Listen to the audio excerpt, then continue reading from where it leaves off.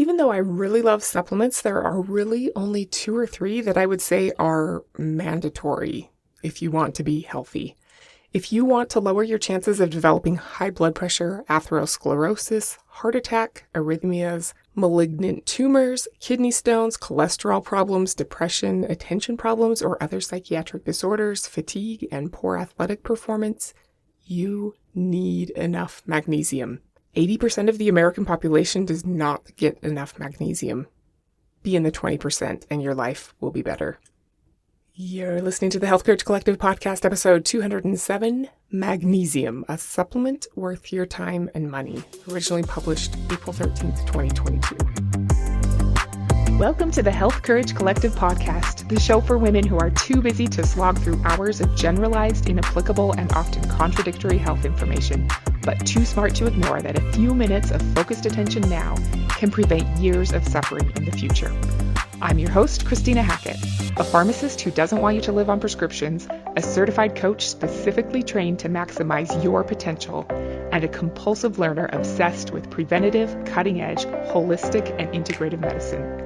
I'm on a mission to increase your physical and mental resilience so you can fearlessly look forward to your next 40-plus limitless years. Your time is now. Let's go.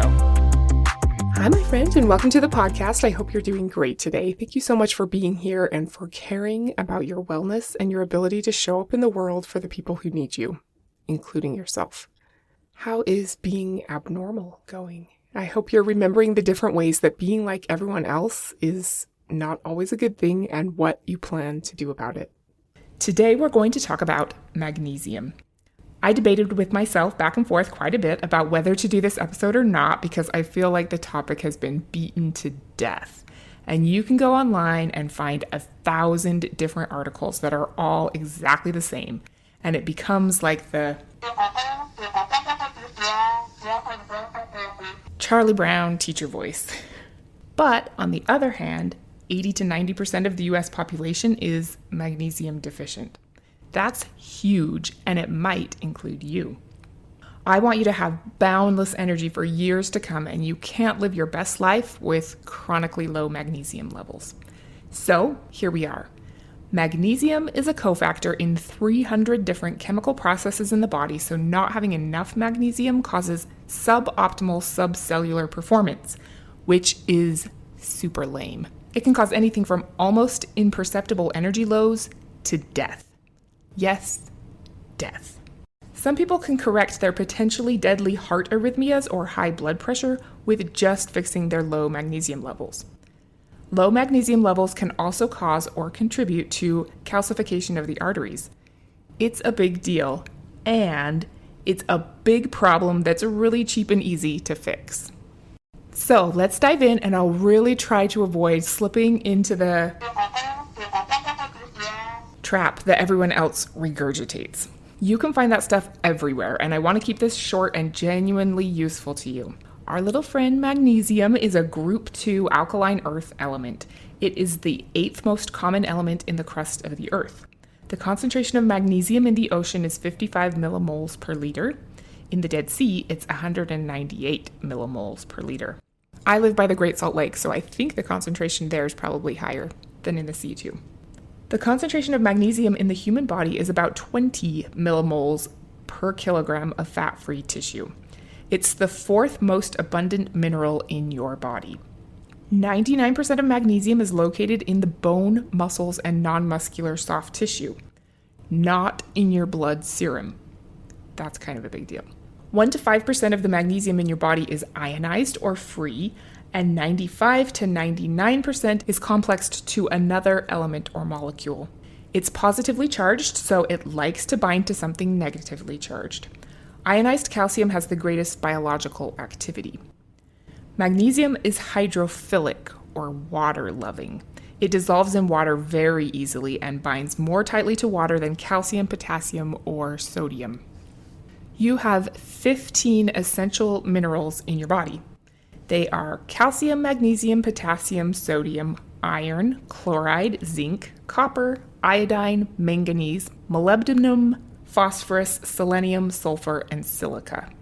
If you've ever sweated or thrown up or had diarrhea, You probably know about electrolytes. These are molecules that carry electrical charges in water. Our bodies are electric, so that matters.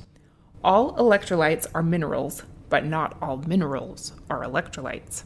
Some electrolytes are essential minerals, and some electrolytes can actually be toxic. Arsenic, cadmium, and lead are electrolytes, so hopefully those aren't in your Gatorade. But magnesium is so highly water-soluble, taking certain magnesium supplements can sometimes draw water into the intestine really quickly, causing a disaster pants kind of scenario. So you want to pick a good magnesium supplement at the appropriate dose. Because it's so soluble in water, magnesium chloride is the salt used in float tanks to make you super buoyant in the water because they can get the salt concentration up really high. Have you ever been in a float tank? I've only done it once, so I'm no kind of expert, but it was definitely a very different sensation to just float in complete darkness with no sensory input whatsoever.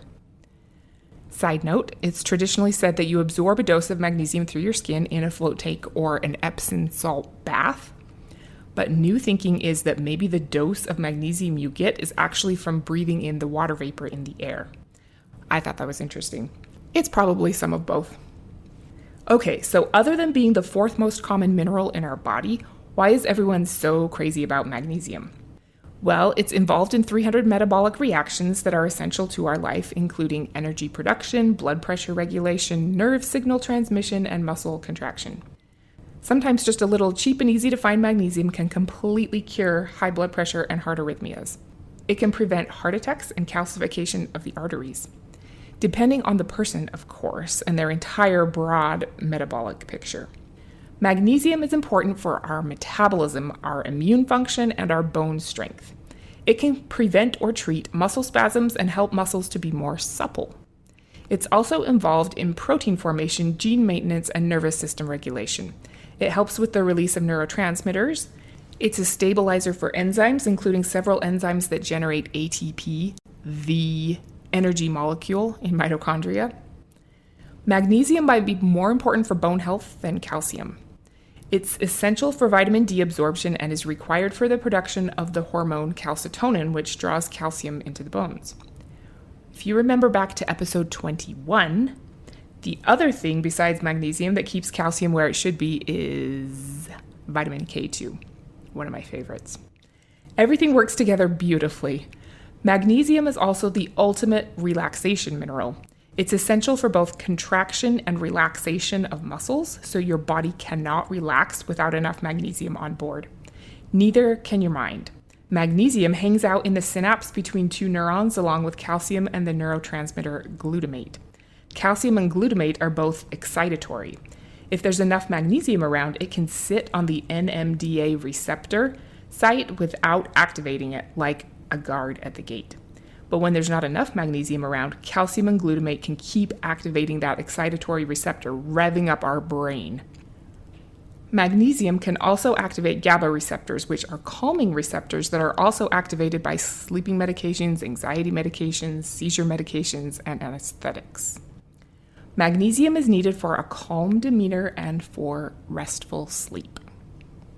Magnesium is needed for the proper utilization of calcium, potassium, vitamin K, vitamin D, and many other nutrients. So other healthy stuff can't do its healthy job without adequate levels of magnesium.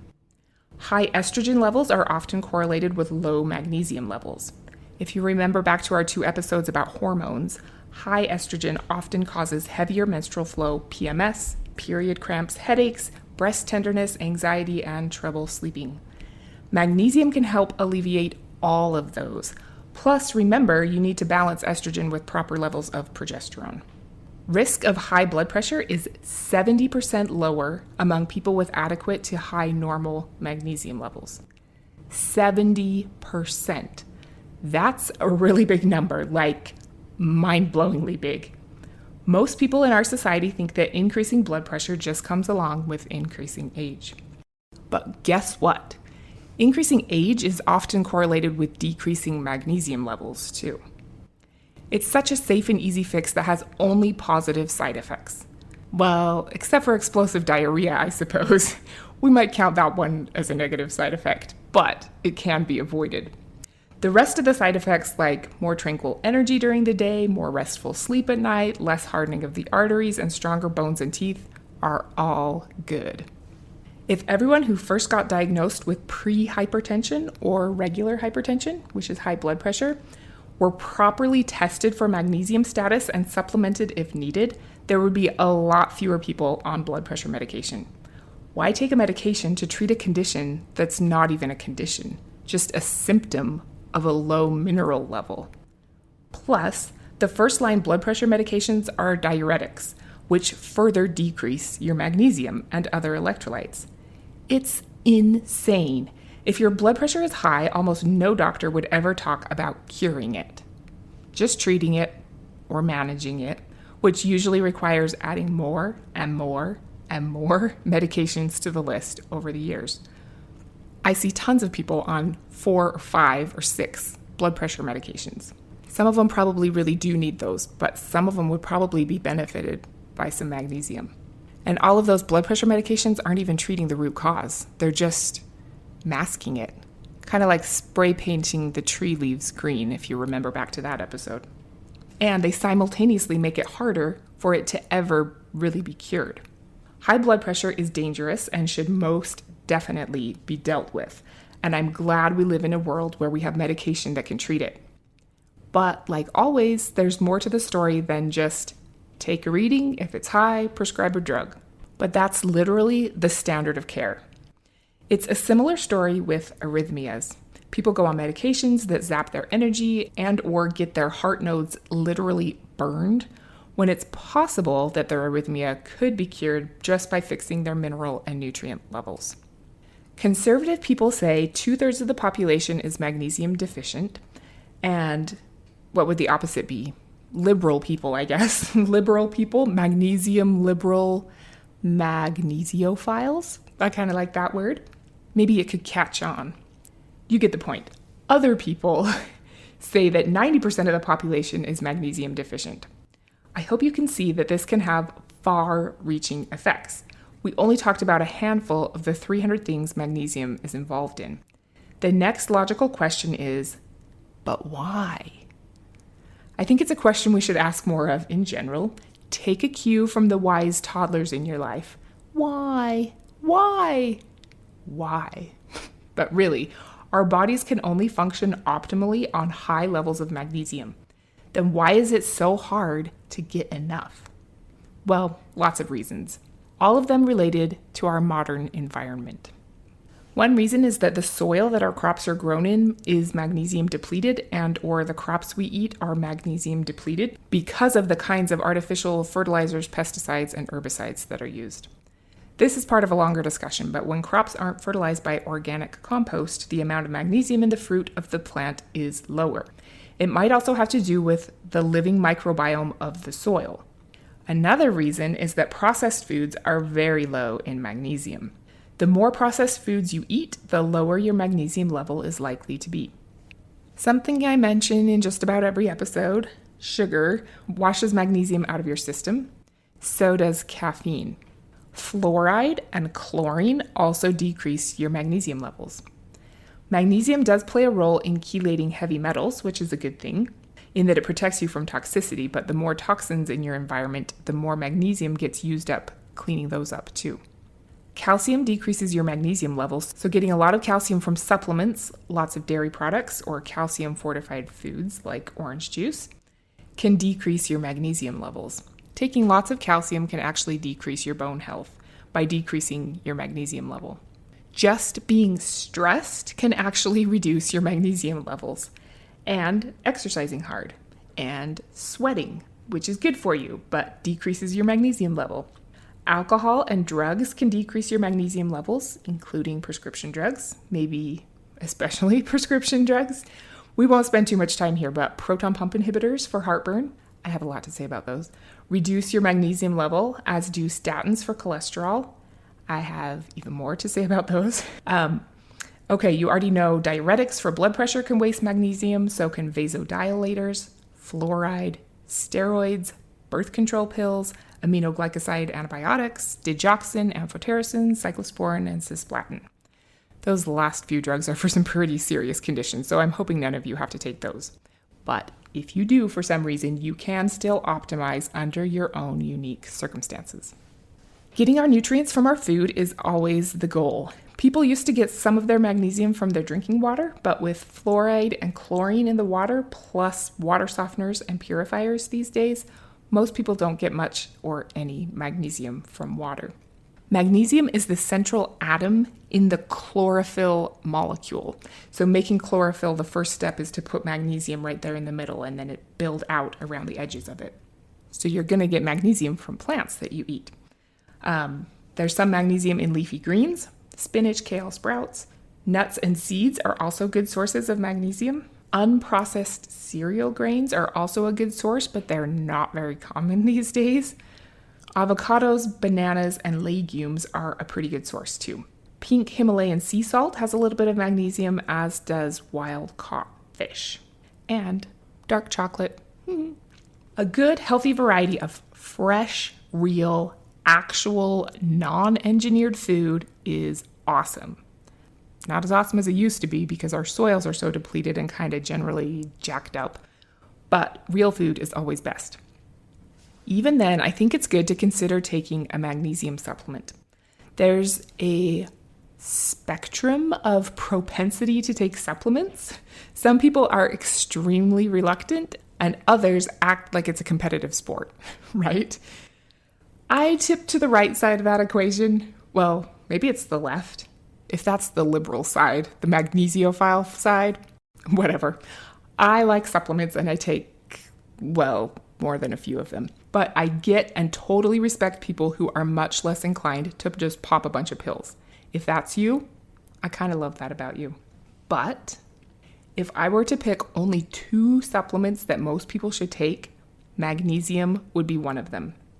Unless we had good blood work data that showed that it wasn't needed. That would be a different story. And highly unlikely. So for most people, magnesium would be my number 1 or number 2 pick. I haven't quite decided which it would be. It would be between that and omega-3 fish oil. But I do think it would rank above some of the other things I think are critically important, like vitamin D and vitamin K2. The National Institutes of Health recommends 310 to 360 milligrams a day for women and 400 to 420 for men. Peak performance type athletic and body optimizing people recommend 5 milligrams per pound of body weight. That's pretty different. That would be, instead of 300 milligrams a day, 750 milligrams a day for a 150 pound person. I tend to think the higher number is closer to the truth, and people with a lot of muscle mass may need even more than that. Your absorption of magnesium is correlated with how deficient your body is in magnesium. So if you have pretty high body levels, you don't absorb as much from the same pill that somebody who's deficient will absorb. Of all the magnesium consumed, only 24 to 76% of it will be absorbed, and the rest eliminated. Magnesium is mainly absorbed in the small intestine by passive electrochemical gradient solvent drag. It gets in between your enterocyte cells in your gut lining. We'll talk more about that in a couple of weeks. A small amount of magnesium is absorbed in the large intestine. Interestingly, magnesium excretion through urine follows a circadian rhythm with maximal excretion occurring at night. It's pretty hard to get magnesium toxicity unless you have kidney disease or take really radically high doses of magnesium supplements. If you have any medical condition, be it kidney problems or anything else, always make sure you use good judgment for your own idiosyncratic situation. Signs of magnesium overdose are nausea, vomiting, diarrhea, muscle weakness, irregular breathing, lethargy, and urinary retention. Like every nutrient, phytonutrient, vitamin, mineral, enzyme, amino acid, anything, it doesn't just work all on its own. One nutrient or supplement isn't going to create a singular effect for you. We've been so conditioned to think in terms of drug studies. You take this pill or a placebo pill. You take one measurement. Either it worked or it didn't. It's not like that. Everything interacts, and we're trying to provide all the right conditions and supplies so that our bodies have what they need to thrive. And that state of thriving doesn't have to decrease with every birthday we have. Really. Okay, back on track. So magnesium is required for all kinds of pathways and other nutrients to run correctly. Likewise, magnesium isn't properly absorbed if we don't have enough active vitamin B6, called P5P, on board, and active B9, which is folate, and active B12 or methylcobalamin. They're all required for magnesium to be properly absorbed and utilized. The odds are pretty high that you're low in magnesium. Plus, it's easy and pretty inexpensive to supplement, so that's why it's one of the top things I recommend that you consider taking every day, or multiple times a day if you're trying to get up to that 700 or 800 milligrams a day. But like everything, the best way to know whether you need it and how much is to get your blood tested. If you remember, 99% of the magnesium in your body is bound up in your bones and muscles and stuff. Only 1% is found in extracellular fluids. Of that, only 0.3% is found in serum. Your serum level of magnesium does not reflect your total body magnesium status. It's almost meaningless. And guess what's measured with almost all lab tests? Serum magnesium. Mostly worthless. In fact, a high serum level of magnesium sometimes, but not always, correlates with low body magnesium stores, because it can sometimes mean that magnesium is being leached out of bones and muscles because the total body magnesium is deficient. Despite what some people in the functional medicine realm say, there isn't a perfect measure for magnesium. The best would be a complicated series of both blood and urine tests, and it's not worth it to do that for regular people who are just trying to live their healthiest lives. So the next best thing is to measure red blood cell magnesium. This is the best option we have. It's not perfect, but it's a much better evaluation than serum magnesium. It's completely possible to have so-called normal magnesium blood levels and still have a total body deficit. You also have to take in consideration with all lab tests that it's a comparison to the average among the population, which is not the optimal person or the optimal you. What is considered so-called normal has actually decreased over the years because the average nutrient status of people has decreased over the years. So, don't take it at face value if your doctor says your magnesium levels are fine. First of all, if it's a serum level, it's probably worthless. Second, if it's a red blood cell level, it still isn't fine if it's in the lower half of the so-called normal range. But if your doctor's smart enough to order a red blood cell level, she probably understands that already. Whew, there's so much more we could talk about. I have all the information handy about the different forms of magnesium supplements, but I don't want to bore you or waste your time by reading off a list of all the forms, followed by which each different form is good for. That's when we get into the realm. It's good to know and to use that to make your decision about which form to take if you decide to do a supplement. Some of it has to do with how it's able to be absorbed, but a lot of it is just related to what it's complexed to. Magnesium is most active in its unbound ionic form. Remember, magnesium is a positively charged molecule, so it looks to be bound to a negatively charged molecule to form a salt or a chelate. So a lot of magnesium taurate is good for blood pressure and magnesium glycinate is good for sleep is just because the amino acid taurine is good for blood pressure and the amino acid glycine is good for sleep. So it's not that the actual magnesium in that supplement is magically different in some way. If it would be useful to you to talk more about different forms of magnesium, I'd be more than happy to do that in the future. But for now, what I'll say is to probably avoid magnesium citrate, magnesium chloride, and magnesium oxide. Consider where you are on the spectrum of supplement enthusiasm. The optimal would be to take several different forms of magnesium, so to get up to your 700 milligrams by taking a few different forms here or there. If that seems extreme, just start with one well-absorbed form, like magnesium malate, taurate, threonate, glycinate, or orotate. You can pick one based on whether you prefer help with sleep, or heart health, or energy production. Another good option is to try something called Mag-SRT. It's made by Jigsaw Health. That's a slow-release magnesium malate form with really good studies to show actual efficacy. Or there's one called Magnesium Breakthrough by BioOptimizers. That one's my favorite because it's a combination of 7 different forms of magnesium all in one pill, which is super awesome. I take that one during the day, every day, and magnesium glycinate at bedtime. I also take extra magnesium on days that I sweat a lot in my sauna. Chronic latent magnesium deficiency has been linked to atherosclerosis, myocardial infarction, hypertension, arrhythmias, malignant tumors, kidney stones, blood lipid alterations, psychiatric disorders, fatigue, and poor athletic performance. Magnesium is necessary for energy production and iron, zinc, and copper balance, and 300 other things. I hope I've convinced you or reaffirmed to you how important magnesium is for your body. I'll put some links in the show notes to those 2 supplements I mentioned. They're not affiliate links or anything, so do with them whatever you wish.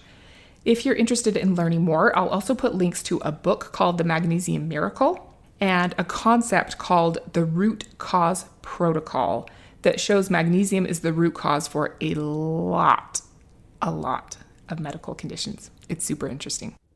Next week, we're going to talk about developing a mature character that will help us live and give more as we get older. Until then, decrease your risk of chronic diseases, give your body the magnesium it needs to flourish, and don't be normal. Thank you so much for tuning into the Health Courage Collective podcast. I am truly honored that you have paid me the enormous compliment of your time and attention. I would be so grateful if you would share this podcast with someone you know and subscribe so you never miss an episode. This podcast is for entertainment and information purposes only. Statements and views on this podcast are not medical advice. This podcast, including Christina Hackett and producers, disclaim responsibility for any possible adverse events by use of information contained herein. If you think you have a medical problem, consult a licensed physician.